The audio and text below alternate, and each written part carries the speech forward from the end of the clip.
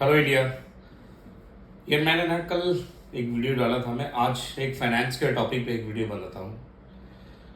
Basically मैं आज कोई कंपनी में गया, मैं कुछ छोटी कंपनी ऐसी देखा जिसमें यार फाइनेंस आज भी बैंक से जो लोन ले रहे हैं लोगों को अभी तक है ना, फाइनेंशियल कैसे फाइनेंस मैनेज करना है, कैसे लोन लेना है, कैसे लोन को मैनेज करना है, वो अभी तक है ना थोड़ा आया नहीं है। सॉरी टू से फॉर दिस, बिकॉज मैं कोई कंपनी में अभी जस्ट जाके आया, उनका मैंने फाइनेंस देखा, उन्होंने किस तरह से फाइनेंस लिया है उन्होंने। ठीक है, फाइनेंस लेते हैं इंसान फॉर द बिजनेस ग्रोथ करने के लिए, ना कि अपना लग्जरी प्रोडक्ट बाय करने के लिए। ठीक है, आदमी बैंक से लोन ले रहा है, वो बैंक इसके लिए पैसा देता है ताकि आपका बिजनेस ग्रोथ होए, आप स्केल अप करो और आपकी कंपनी ग्रोथ होए, तो आप जॉब क्रिएट करो मार्केट में। ठीक है, बट कुछ लोग ऐसे हैं, कुछ एंटरप्रेन्योर ऐसे हैं जो पैसा लेते, बैंक से फंडिंग लेते हैं, अपने लग्जरी प्रोडक्ट्स के लिए उस पैसे को यूज कर लेते हैं। लाइक फॉर एग्जाम्पल, अगर कोई कंपनी ने, बैंक ने आपको लिमिट दिया है 5 करोड़ रुपए का, आप 2 करोड़ का अपने गाड़ी खरीद लिया, 1 करोड़ रुपए का अपने घर में इंटीरियर करा दिया, 3 करोड़ रुपए अपने ऐसा प्रोडक्ट पे पैसा यूज किया है जहां पे वो डेट हो गया आपका। अब वो डेट हो गया, 2 करोड़ का लिमिट बचा है आपके पास में, वो 2 करोड़ में आप क्या करोगे? अब उसमें प्रोडक्टिविटी जो है आपका, वो बिजनेस पे स्केल अप नहीं होगा। उस टाइम पे फिर क्या करेगा इंसान? अगेन वो फिर वो लोन लेगा। ठीक है, वो लोन लेगा, फिर वो ईएमआई या तो इंटरेस्ट बैंक को स्टार्ट होता है। अब उस टाइम पे क्या होगा? जो प्रोडक्टिविटी आपका जो बनता है, ठीक है, जो प्रोडक्टिविटी आप स्केल अप करते हो उतना आप स्केल कर नहीं पाते हो।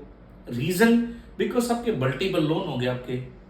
फिर क्या करते हो? एक लोन और ले लेते हो, फिर क्या करते हो? एक लोन और ले लेते हो। तो ये जो 4 लोन आपने जो अनसिक्योर्ड लिया है, सिक्योर्ड लोन लिया है, अब क्या है? आपका बैलेंस शीट आपका चौकअप हो गया आपका। अब बैलेंस शीट आपका चौकअप हो गया, प्रॉफिट हो गया आपका। मान लो एग्जाम्पल प्रॉफिट है, कंपनी में प्रॉफिट भी है। अब जिस तरह से आप जो कंपनी चला रहे हो, जिस तरह से स्केल अप कर रहे हो, ठीक है, अब मार्जिन आपका उतना है, उतना ही आपका बैंक को इंटरेस्ट देना है, ईएमआई देना है, लोन की आपको recovery.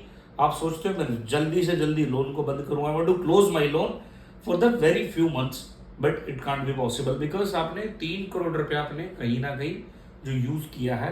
So that is a not assets product, that is a debt product, जो आपका लोन की लायबिलिटी खड़ा हो गया आपका।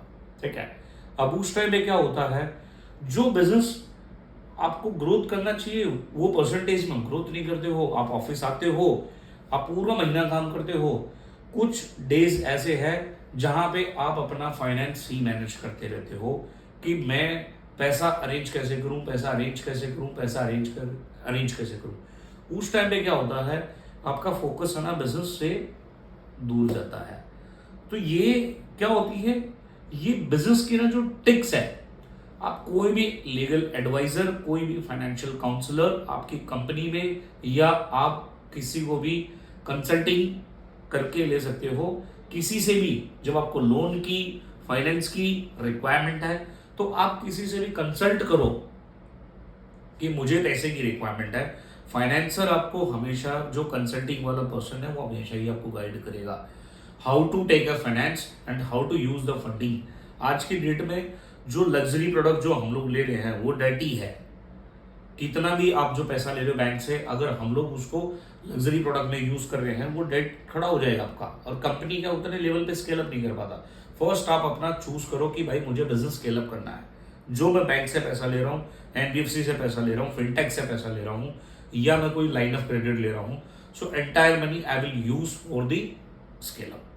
whatever the product you are, whatever product you have, if you are into manufacturing, if you are into the trading, if you are into the service industry, ठीक है, whatever the money you took the you adopt, या जो भी पैसा आपने bank से लिया है, ठीक है, entire money you just promise for yourself कि भाई मुझे पूरा पैसा बैंक का जो है वो बिजनेस पॉइंट ऑफ से यूज करना, बिजनेस में ही यूज करना है।